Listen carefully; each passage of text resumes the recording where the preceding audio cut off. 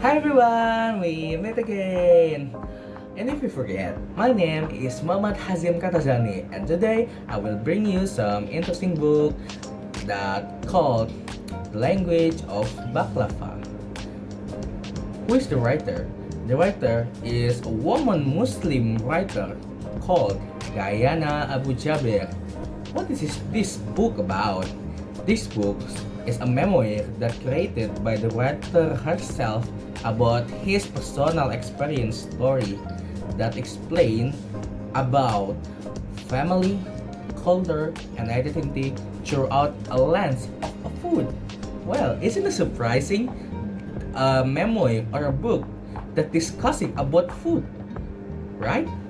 Diana, as the writer herself, used recipe and stories from her Arab American races to show that how food is just not just something that we eat, but it more than that.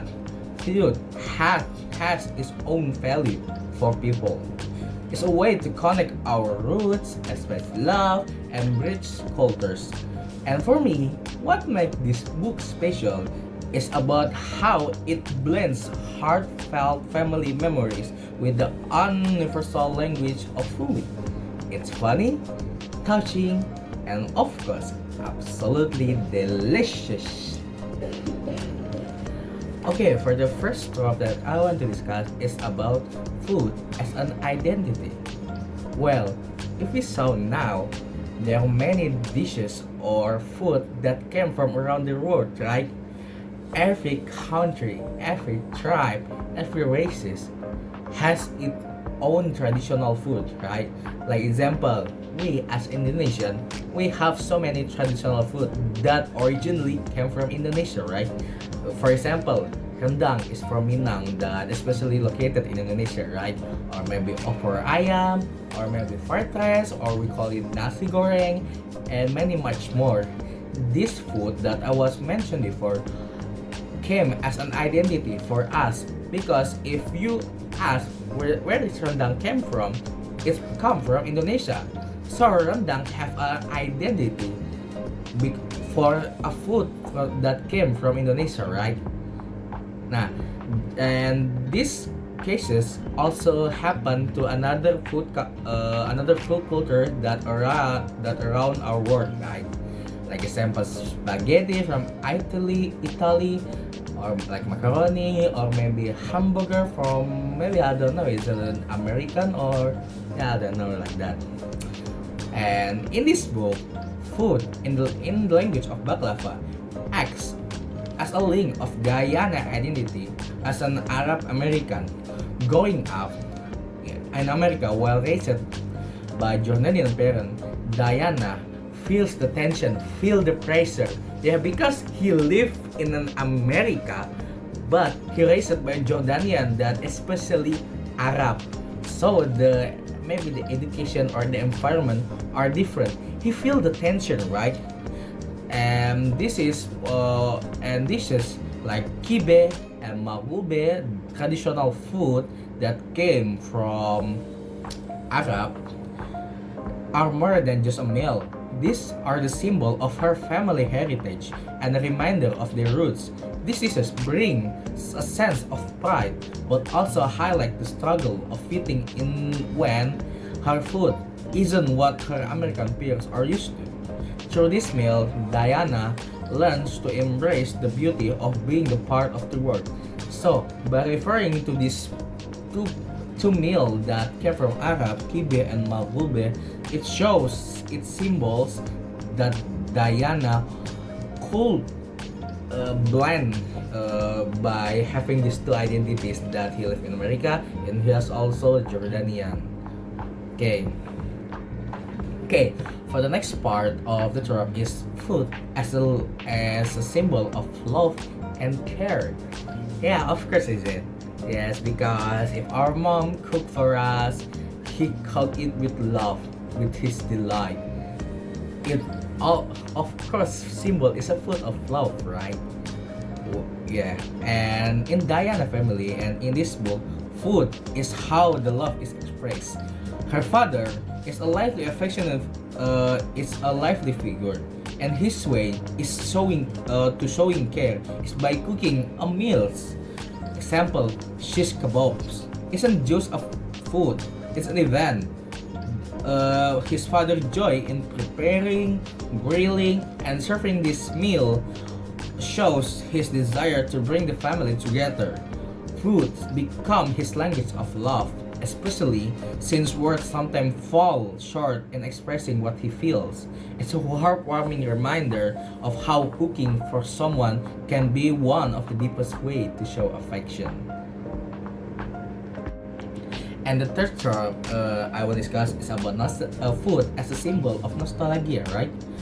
Oh, of course, as a nostalgia, because try to think about when you go abroad from your homeland, go to another country. Of course, you will miss the food that came from your hometown, right? Example, if I go to America, of course, my daily meals are like hamburger, fries. There are no rice because rice is not a common food in there.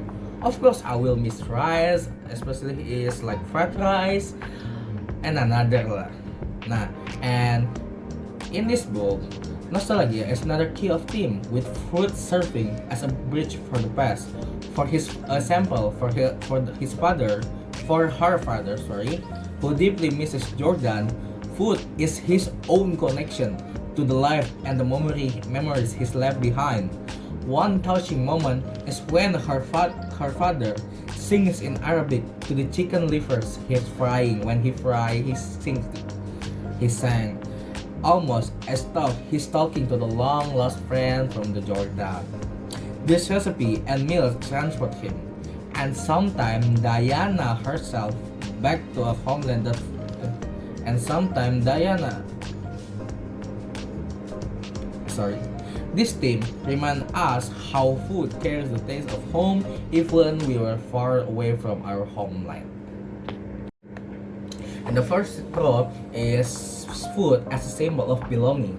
For Diana, food also become a tool for creating sense of belonging. She often feels like an outsider growing up in America, but sharing a Middle Eastern dishes helps her connect with others. For example, when she brings stuffed grape leaves to our baklava to the school, it becomes a way to introduce her culture and spark curiosity.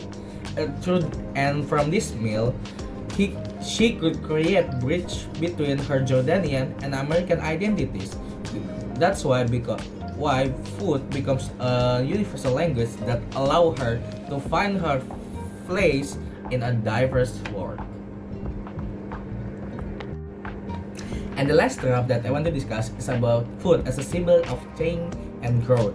As Diana mature or grow up, the food reflects her journey of change and self-discovery. Early in the book, in the early of the book, she talks about simple meal like velveta, cheese sandwich, which symbolize her American childhood. But later, throughout the book, the more complex and rich flavor of Jordanian dishes like a magulbe reflect her deeper connection to her heritage and her acceptance of the dual identity. Each dish represents a different stage of her life, showing how food evolved with her and her mirror personal growth. And by exploring these five tropes, we see that the food in the language of baklava is more than just a food. It's a storyteller, a comforter, and a bridge to understanding who we are and where we are come from. In conclusion, the language of baklava is more than just a book about food. It's a heartfelt exploration about family, identity, and love, all merged together through the language of cooking. Diana's stories are funny, emotional, and thought-provoking, showing how food can connect us to our roots and help us to find our place in the world.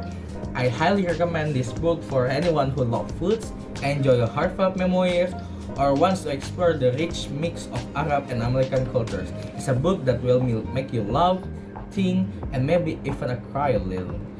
Thank you for watching, and if you have read this book, let me know your thoughts in the comments.